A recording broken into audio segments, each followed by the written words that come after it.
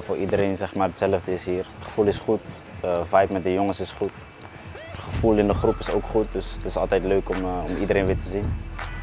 Niet iedereen kent even Joel Margarita, maar vertel even eens over welk voor soort speler is Joel Margarita. Een vallende speler, een spits, een speler die veel rent.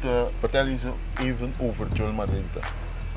Ik ben aanvaller, meestal links, rechts buiten. Ik kan ook in de spits spelen. Ik ben een snelle speler, ik hou van acties maken. En goals maken ook. Alleen is het er nog niet echt zo uitgekomen, maar dat zijn wel de dingen die ik doe. Je ambities met wat betreft het nationale elftal van Curaçao, welke zijn ze? Ja, ik denk voor nu sowieso gewoon zo goed mogelijk presteren, zodat we in de hoogste league blijven.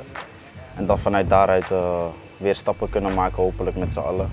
Ook richting kwalificeren voor WK, Gold Cup, etc. En ik denk dat het voor iedereen hetzelfde is. Je hebt Curaçaose roots. Vertel eens even, waar zijn die begonnen? Van wie heb je ze gekregen, die roots van Curaçao? Ja, mijn moeder is van Curaçao. Dus ja, ik spreek thuis ook gewoon Papiaments.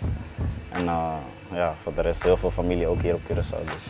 Wil je eigenlijk de fans aanmoedigen om morgen bij de Giloato op te komen, om te juichen, om te aanmoedigen voor de wedstrijd tegen Panama? Ja, ik hoop dat er gewoon zoveel mogelijk mensen komen om ons allemaal te steunen. Zodat we ook gewoon kunnen blijven voelen de liefde en de warmheid van ons eiland. En we weten dat iedereen ons steunt. En we hopen dat dat met zoveel mogelijk mensen ook te zien is weer.